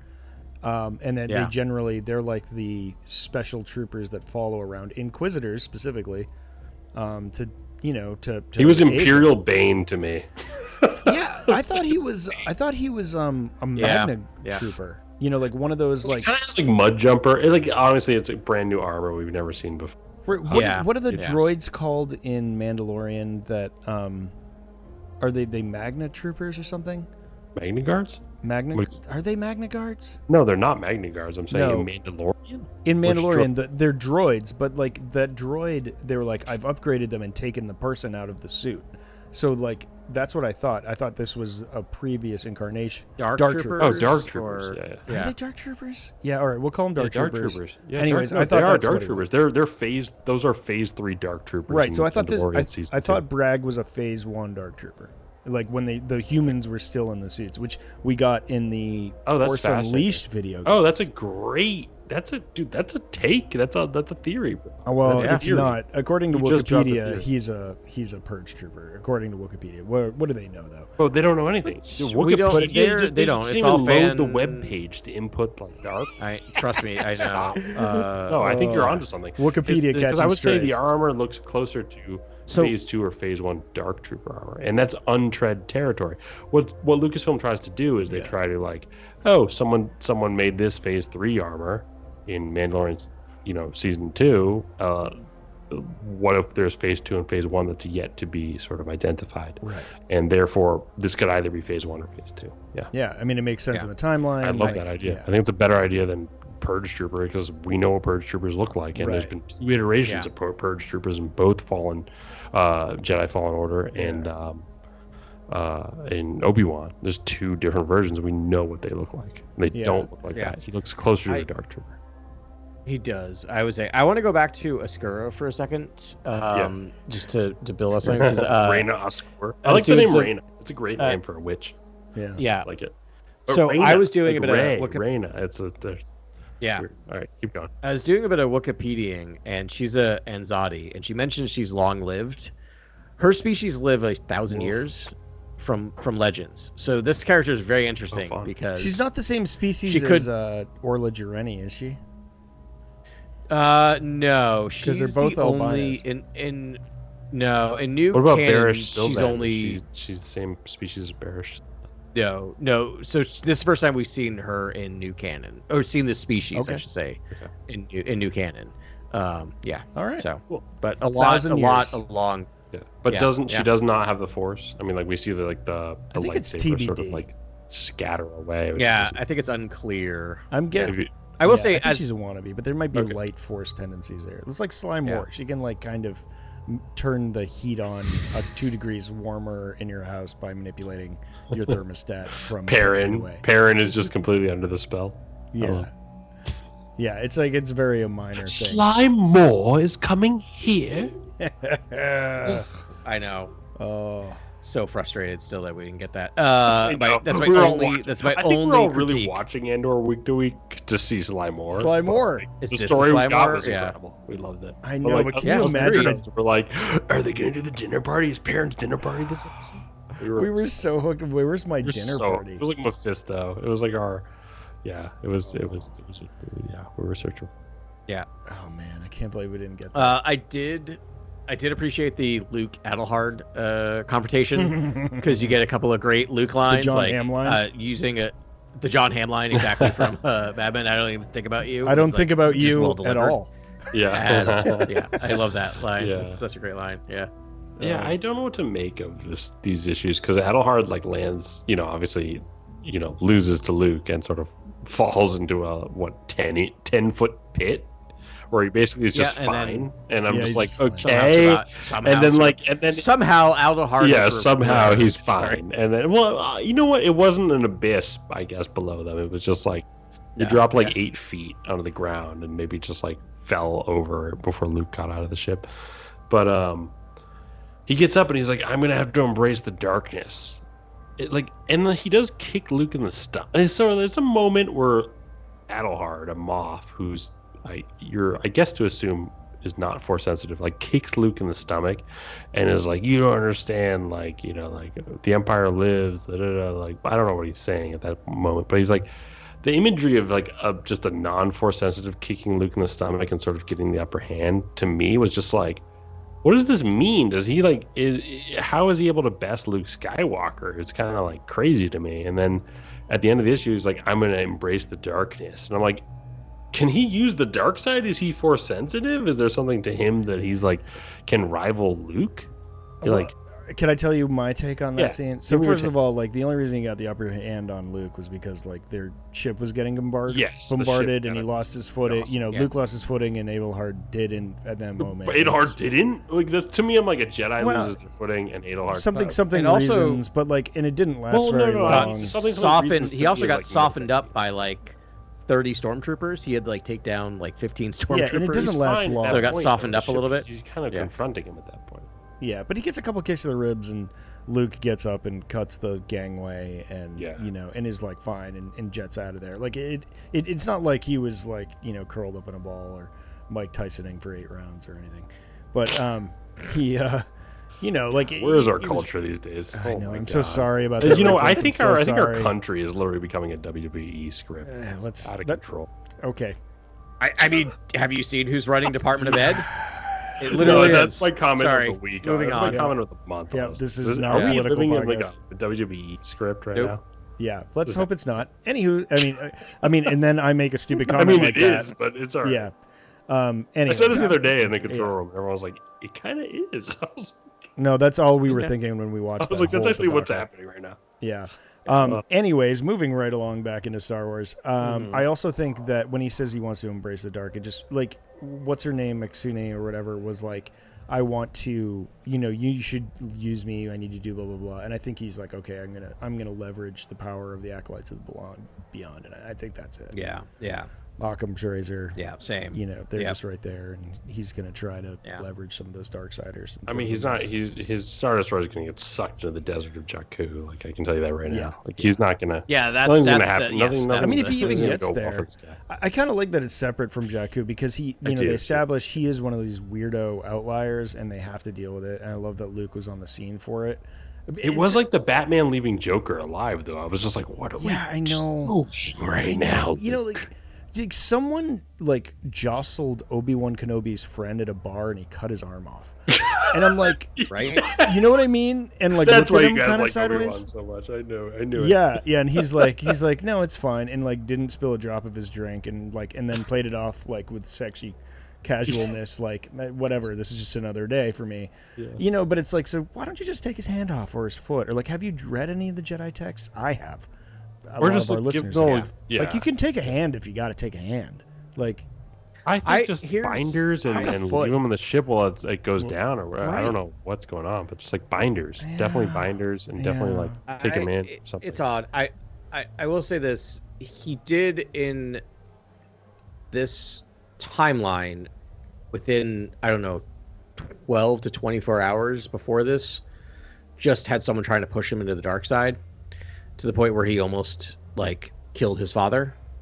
So he might be a little hesitant to take a life at this point because he's feeling kind of raw. I'm not saying take a life. I'm saying put him in binders and you lug Yoda around Dagobah. So I agree. You can lug the guy out of the ship. Yes, 100%. That he at least like takes down the threat by putting him in binders, and drags him off the ship. I don't know, by the scruff of his neck. I guess the other thing is, in the story, he had to take care of it as quickly as possible and get back to the ship. Like I think he did. Just, like, there was a ticking clock. So at that moment. I think there was another moment in that whole like escape of our like cadre of heroes, the like 4 Kiss Dameron and that whole squad, where they had both the Inquisitor and the Purge Trooper in binders, and they're like, take them with us, and then they just like didn't. Like, I don't think they actually got away with them, right? Like, I thought did they actually capture those two? Yeah, they were in binders. They definitely took 2 away. Did you see them people away? Okay, they did. Yeah, because it took all their energy to lug them away. I think there's a line where they say it took all their energy. They do, but you don't see them on the page. Like, I don't remember seeing them. Like, there's a couple of weird skips in this thing. The way that Luke sliced both of those sides of the walkway, and the fact that he fell. I didn't see the far side get sliced. It was at the pull of the saber. I thought only one side got thrust. It's both sides get sliced if you look at it. Both sides have the welding thing.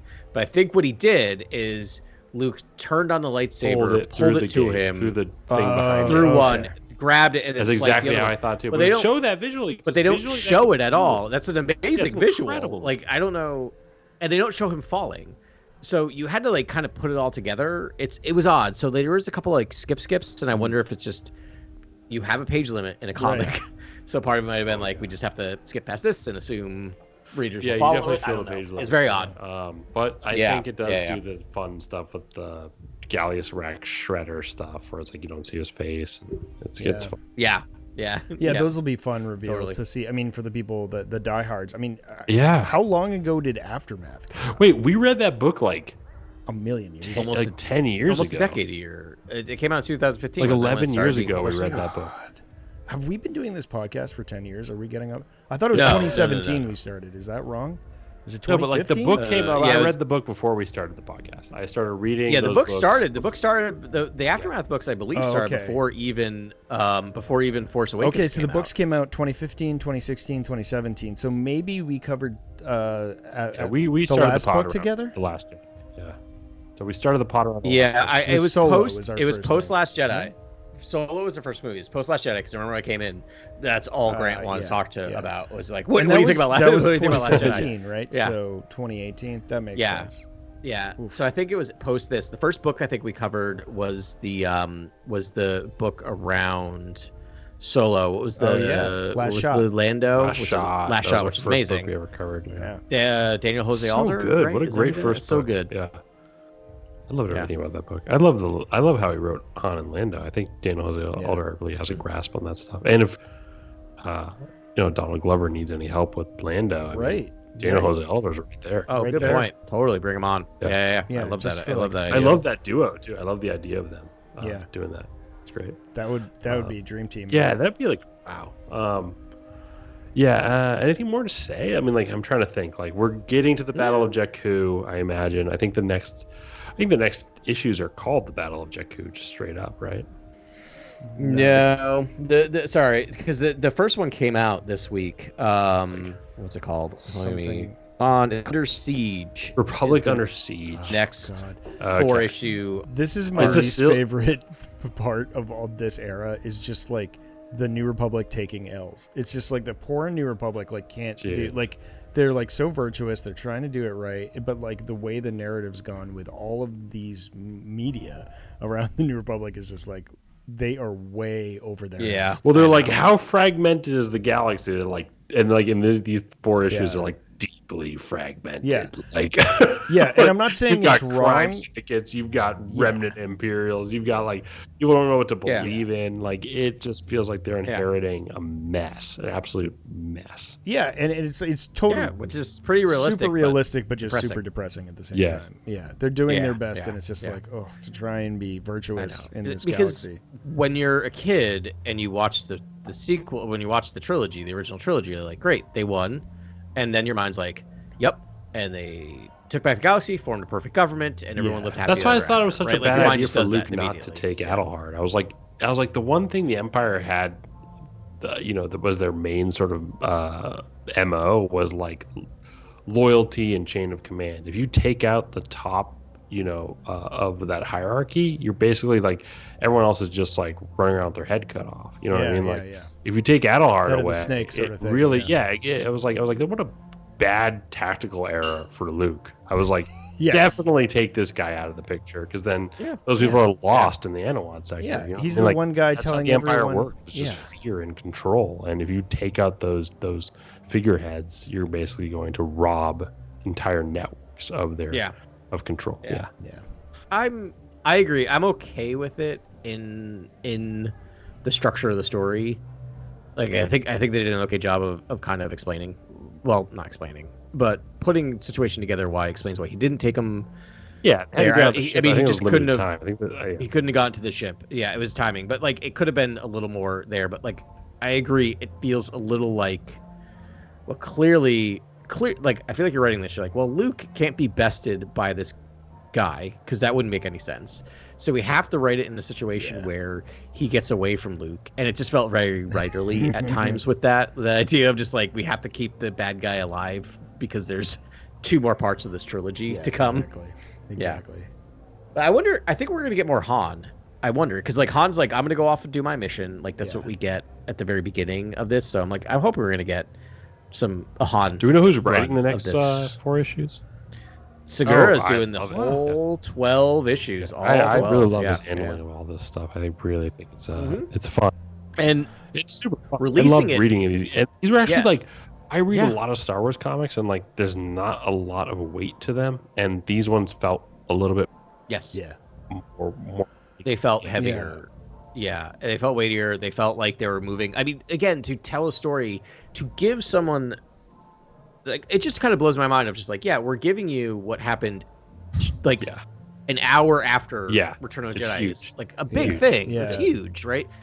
And I appreciate it. And I feel like, the other thing too to mention is like these are releasing every 2 weeks, not monthly. Like that's a wild schedule for him to be writing on. That's he's basically writing 1 year of Star Wars comics in 6 months. Like, I mean, he's writing. But he probably had this stuff set up and knew, like he knew what he was getting into and had plenty. Of time. I'm sure he's been working on it for a while. Actually, I wanted to talk to you all about like going back to like the first panel of this 4-issue arc. With Leia with Vader's helmet. It just like when I was looking at it, I was like, well, Vader's helmet is not Anakin. Anakin isn't there anymore because his corporeal form is one with the Force. But I'm like, that helmet, I was just like, I don't know if you want to touch that. Like, if there is such thing as like dark side transference or like, like that helmet is probably all dark side. It's just the remnants of all of that bad energy that was Vader all the time, and when she's holding it, she's like, all I feel is hatred and fear, and I'm like, that makes sense, right? Like if that helmet, the vestigial elements of that helmet. Wait, so you're saying don't touch it? You're saying there's almost a bad element to touching it? Yeah, like not a full I like mom love your and curse. thought process, Ben. I absolutely love your thought process. Guess what? That's just not in Star Wars. Yes. Well, let me like these deeper vested visions that they have and sort of like familial past. Like it's just not there. I thought it was going to be in the sequel trilogy to some degree, and it just never occurred. So I think she picks up a helmet, says she feels a few things, and then throws the helmet behind her. I'm like, saying it could be there. What Star Wars has become. They don't have that. It's very cynical, Grant. And No, it's like I can have this give you a interpretation that I of think argued against in the past that I just want to like reiterate that I've been arguing this point for a very, very, very long time. I'm sorry to pick that sore spot. I know, but I'm saying like it could be interpreted that way based on like the writing on the page is like she touches the helmet, all she feels is fear and anger, and then drops it and walks away, and so much so that Luke is like, "Yo, you good?" Yeah. Like, so why didn't so my thought, a couple things is, one, she's not at this point, she's found out she's Luke's sister 6 hours ago. Yeah. Right? She's found out she's Vader's daughter 6 hours ago. This is also what happens to me every single time I get into my like trenches, where I just like, guess what? This just happened 10 minutes ago, so they don't even have the Force yet.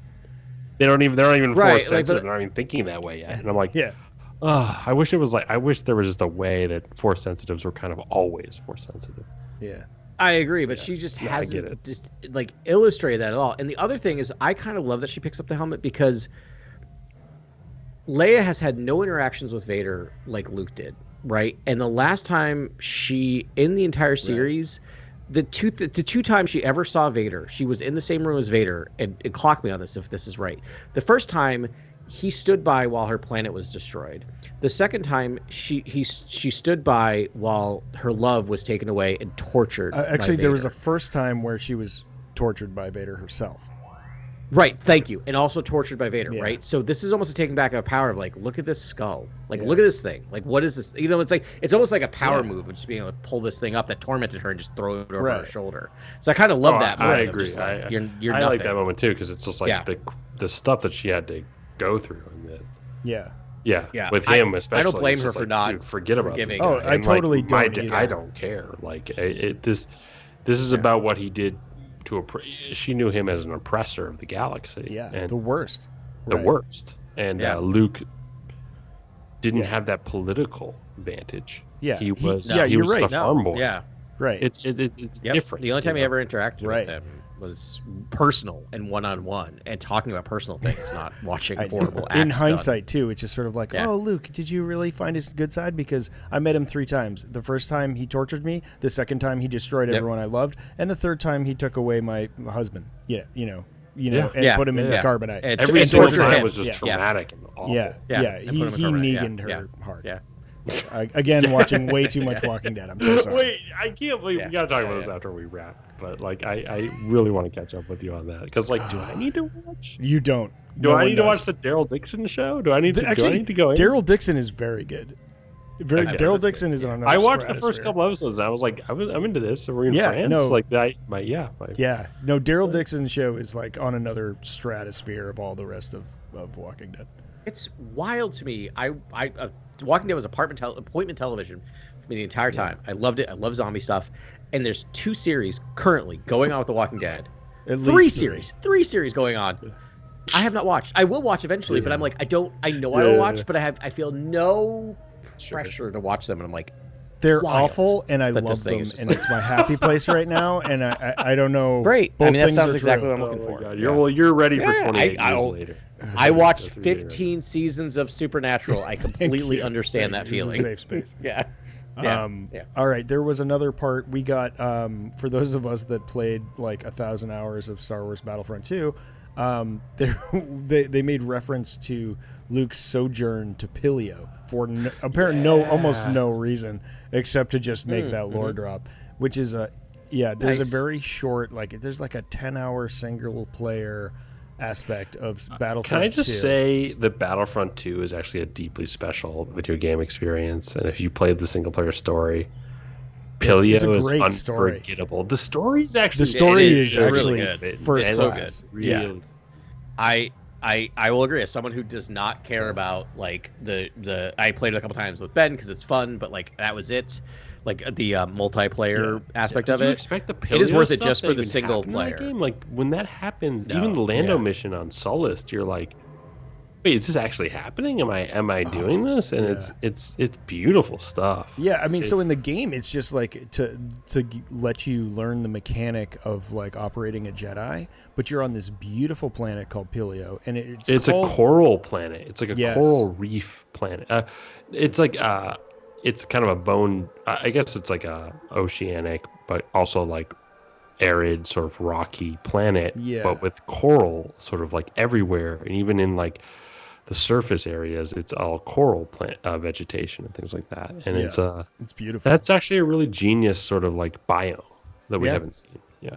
Yeah, it's gorgeous, and it's really fun to play. And the whole thing is like he feels this call to this area, and it's one of Emperor Palpatine's caches. I think they call it like Palpatine's lighthouse or Palpatine's not storeroom. It has a very romantic name to it, and I'm sorry I don't know it. But and it's in this comic too. But he goes and he's like a reliquary or something like that. I forget what it's called. Yeah, it's like a stash of relics. And so what happens in this level in Battlefront, and they make reference to it, is so you get to play as Luke, which is cool, but most of the time you're playing as these special forces that I can't Inferno Squad, yeah. Inferno Squad, thank you. And and Inferno Squad is sent at the same time to destroy this cache of knowledge. And Luke beats him to it just barely. He fights his way through, but he just, the only relic he grabs is it's like a Jedi compass, they call it. It doesn't really have a very fancy name. But so as diehards, like going back to that mission, does he just sort of walk off screen and sort of like exit frame and like fights these acolyte of beyond in the comic here? Like is it kind of like the next stage? It ends with him sort of like leaving, and I think he spares Del Mico's life. So Del Mico, I think, is the sniper, and they have a little conversation, and he's like, all right, I'm gonna go now, bye. And there was something, he's like, why would I let you take that? I'm here to destroy this. And Luke just takes the one relic and is like happy with it and escapes, and that's sort of it. But then this comic has a scene that happens after that, like when he's just getting back to his ship, and and he gets accosted by a group of the Acolyte of Beyond that gets summarily a can of space. So is that woman who's with the dagger? She's not Reyna Askur, right? She's a different character. That's just a rando acolyte. And she's like, we believe in Palpatine and Vader, and like we are the acolytes of beyond. We're the darkness and the shadow of them, and all this kind of stuff. And he's like, they're dead. Yeah, he's like, I thought they were dead. Luke is like really is like a 70s like I don't know sort of like soft drink commercial like in these comics. He's kind of just like. He's still a lovable farm boy. He's kind of just like happy to have survived the encounter with the Emperor and his father, and he's like, you know what? Here. Life's not that hard, and all you people who are just trying to, use violence against, the New Republic, like just calm down. Like just calm down. Take it easy. Yeah. Have a day off. Yeah. And lightsaber dangling at all times. Like Luke is a warrior. And I think that's so fascinating because like he throws away the saber in the throne room in those scenes in Return of the Jedi. Saber dangling in all these issues just like tells me that Luke is like that warrior. And I don't know if they're doing that with fandom and the fandom wants that sort of warrior Luke archetype, or that like, he is supposed to be a warrior for a little bit. He's supposed to be a Jedi, right? For good 10 years after Return of the Jedi. Yeah, at least. He's Return of the Jedi. It's Return of the Jedi. Yes. He is to be a Jedi for a while now. Yeah. I think that, that scene was just there to plant these early seeds of Exegol and something larger happening. That it may not be dead. Or there's all these other layers past Palpatine with his machinations in the galaxy, et cetera, et cetera. It was totally. So cool. I think you're right, yeah. I can't wait to read these next issues. I was gonna buy the other issue tonight, but at my local, I was playing Star Wars Unlimited tonight, and it was out. They were all out, and so that's a good sign. If anything, that's a great sign. I'm just happy. I'm like, I guess awesome. I got to order ahead again. I got to dig into cycles of ordering my single issues, but it was all out, which is good. A really good sign that it's gone on the. Yeah. It was after reading this. It was one where I'm definitely going to get the trade paperback copy of this. Like they're like important. They're almost like you put those Shattered Empire. You like nest them around your original trilogy. So like you watch the original trilogy, you dig into these comics, and it adds a lot of really fun, I think, lore that's sort of. And the writers do a great job of sort of like capturing character voice And yeah, I just think Alex Segura is, he seems like Charles Soule and Alex Segura both can just nail this. Jodie Hauser too. I remember those Age of the the Who Empire is comics. doing the Rise of Skywalker She does a lot of the adaptation, comic adaptation. Really, really Yeah. good. But I Really really good, want to yeah. shout out her work doing this sort of Age Yeah, of the Rebellion Age of- comics. Oh, yeah, those were so I great. immediately like those issues, a lot. And I feel like she captured character voice as well as Sewell and Segura do. Yeah, And it's Jodie Hauser's like a powerhouse who's never gotten a run on a regular series, but she does all these like limited series that are so good. I think Jodie Hauser could do the next Afra run. That'd be great. I would totally, love that. totally. I love that. Yeah, I love that'd be that. great. Well, right on. This was a great night, guys. Awesome. Love talking Star Wars with you and listeners. So great to have you along for the ride and listening as well. Not sure exactly what we're going to cover next week, but I have a lot of ideas in the hopper myself, and I'm sure these two do as well. So we'll talk. Which is 1 week. 1 week. That'll be our last episode before Skeleton Crew, which is wild. Well, our cup floweth over. And a happy Thanksgiving to all fans who are listening. Yeah, all those who That's celebrate. right. Yeah. Thanks very much for listening. We'll see you next week on Cantina Chronicles.